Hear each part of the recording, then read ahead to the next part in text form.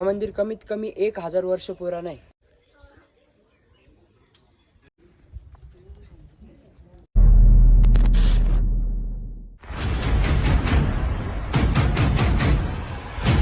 नमस्कार मित्रांनो, मी वैभव वावरे स्वागत करतोय आपल्या नवीन ब्लॉगमध्ये. तर मित्रांनो, आजचा सीन असा, आज आम्ही निघालेलो आहे नाशिक जवळील सिन्नरमधील गोंडेश्वर मंदिराला एक्सप्लोअर करण्यासाठी. आता इकडं सिन्नर हायवेवर थांबलेलो इथं नाश्ता करायला. तर चला थोडासा नाश्ता करून डायरेक्ट निघू. आत्ता वाजलेले किती वाजले रे? 8 वाजले. आम्ही 7:01ला निघलो असेल घरी. चला.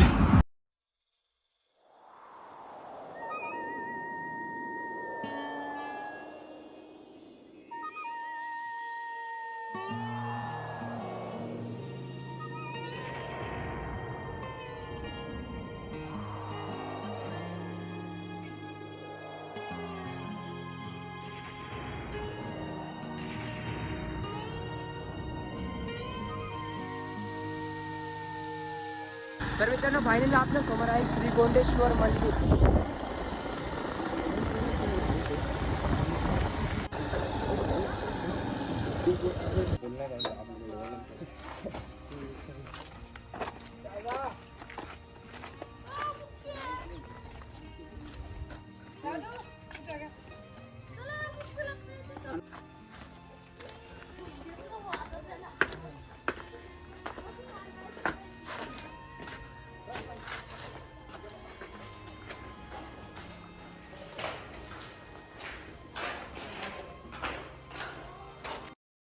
मित्रांनो, गोंडेश्वर मंदिर हे महाराष्ट्र राज्याच्या नाशिक जिल्ह्यातील सिन्नर या तालुक्याच्या एका गावी असलेले महादेवांचे मंदिर आहे.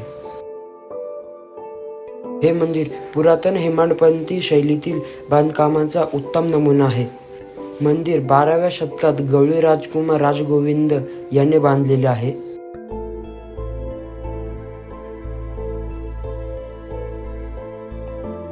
महादेवांच्या मंदिरात प्रवेश करताच समोर आपल्याला कासव बघायला मिळते.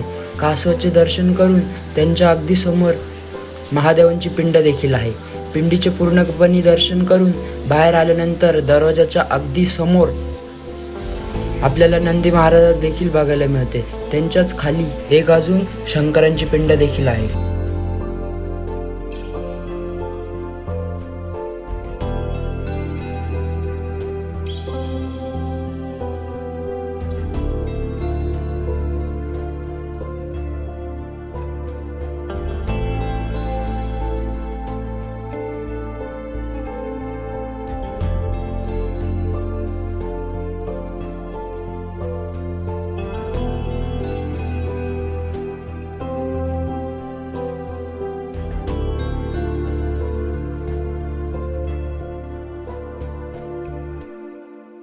हे मंदिर 5 मुख्य मंदिरांचा समूह असल्याने त्याला शैव पंचायत म्हणले जाते.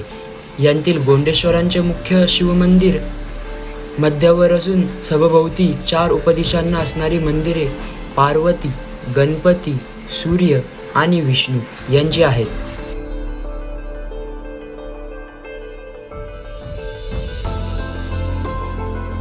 रामायणातील प्रसंग कोरलेले आहेत. मंदिरातील शिल्पकाम निर्मित असून त्यावर पडणाऱ्या परावर्तीच्या प्रकाशाच्या आणि सावलीच्या छटांतून मंदिराचे देखणे पण अधिकच उठावदार दिसते.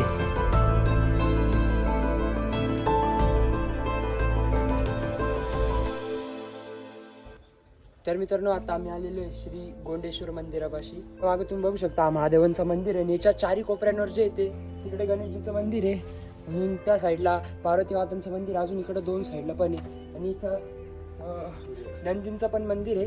इथे एवढी शांतता नाही, इथं फक्त तुम्हाला पक्ष्यांचा आवाज ऐकून तुम्ही बघू शकता. एकदम शांतता आहे.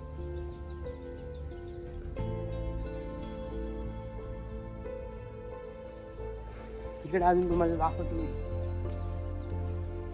पूर्ण दगडावरचे ते पूर्ण कोरीव काम झालेलं आहे. जर तुम्ही कधी नाशिकमध्ये आले तर नाशिकपासून फक्त 32 किलोमीटर आहे सिन्नर जवळ मंदिर जो तो पडतो. तर तुम्ही नक्कीच भेट द्या या ठिकाणाला. आणि इथं आल्यानंतर मला असं वाटतं की तुम्हाला नक्कीच आवडेल हा मंदिर. कारण की माझ्या अनुभवावरून तुम्हाला मी सांगते की एकदम भारी वातावरण इकडे. आणि आज मंगळवारचा दिवस आहे तरी काही एवढी गर्दी नाही, म्हणजे मंगळवारी राहणार नाही एवढी गर्दी. शनिवारी रविवारी इथं जास्त गर्दी राहते, पण तरी आज बघू शकतो इकडे एकदम शांत आहे. या मंदिरात अजून एक वैशिष्ट्य म्हणजे गर्भगृहात देवतेवर अभिषेक केल्यानंतर वाहून जाणारे पवित्र जल मंदिराच्या बाहेर सोडले जाते. तिथे मगरीचे तोंड शिल्पी केलेले दिसते. बऱ्याच मंदिरात आपल्याला गायीचे तोंड म्हणजेच गोमुख शिल्पित केलेले दिसते आणि त्यातून ते जल बाहेर येते.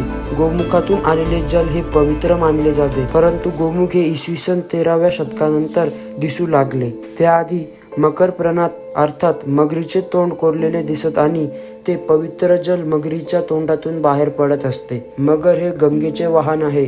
त्याच्या तोंडातून येणारे जल हे गंगाजल हे सांगण्यासाठी मगरीचे गंगेचे असलेले नाते स्पष्ट करण्यासाठी मकर मुख कोरलेले दिसते. साधारण 12व्या शतकाच्या सुरुवातीला बांधलेले दक्षिण शैलीतील सिन्नर येथील पुरातन गोंडेश्वर मंदिर हे स्थापत्यकालीन उत्तम उदाहरण आहे. मंदिराचे बांधकाम गवळी राजगोविंद यांनी केले आहे. दख्खन पठारावर बांधलेले मंदिर ही साधारण काळ्या पाषाणातील असतात, पण या मंदिराचा एक आश्चर्य म्हणजे हे मंदिर गुलाबी व्हेसिक्युलर खडकांपासून बनवलेले आहे. यामुळे मंदिराला नैसर्गिक गुलाबी रंग प्राप्त झालेला आहे. व्हेसिक्युलर खडकाची झीज ही लवकर होते. हे मंदिरात पाहताना आपल्याला हे प्रकर्षण लक्षात येईलच. तसेच त्यावर कोरीव काम करणे हे देखील अवघड असते, तरी यावर अप्रतिम केलेली कलाकुसर पाहतच राहावी अशी आहे. रथस्थापनानिमित्त अनेक भाविक या मंदिरात येऊन सूर्यपूजन करतात.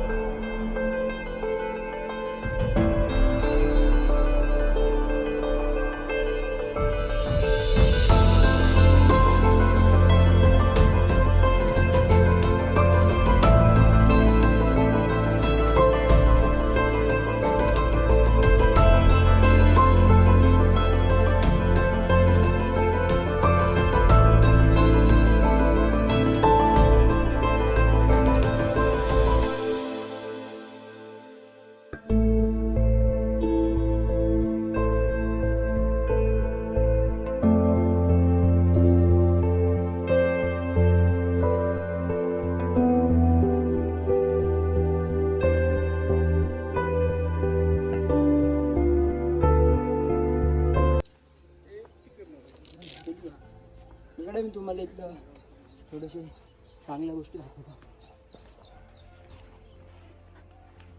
इथे तुम्हाला एवढी स्वच्छता आजूबाजूला कोणताच कचरा किंवा कोणताच कागद प्लॅस्टिक बघायला मिळणार नाही, कारण की इथं जागेजागी कचरा कुंडी बनवलेली आहे. म्हणून जे सगळे इकडे जे पर्यटन येतात ते पूर्ण कचरा त्या कुंडीमध्येच टाकावा अशी माझी विनंती. अजून तर कुठे इकडे काही कचरा दिसत नाही, पण जर तुम्ही कोणी येत असाल तर कृपया कचरा तुम्ही त्याच्यात टाका.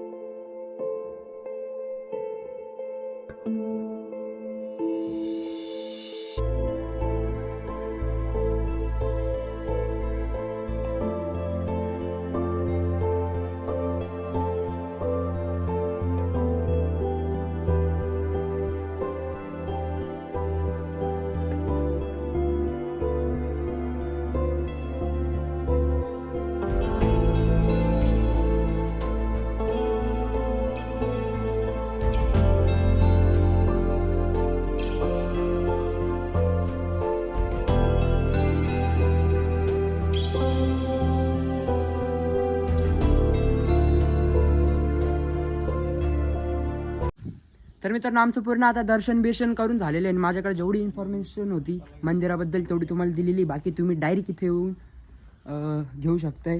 आणि हा व्लॉग जो आहे तुम्ही इथपर्यंतच ठेवतो. जर तुम्हाला आवडला असेल तर व्हिडिओला लाईक करा, चॅनलला सबस्क्राईब करा. लवकरच भेटू आपण दुसऱ्या व्लॉगमध्ये.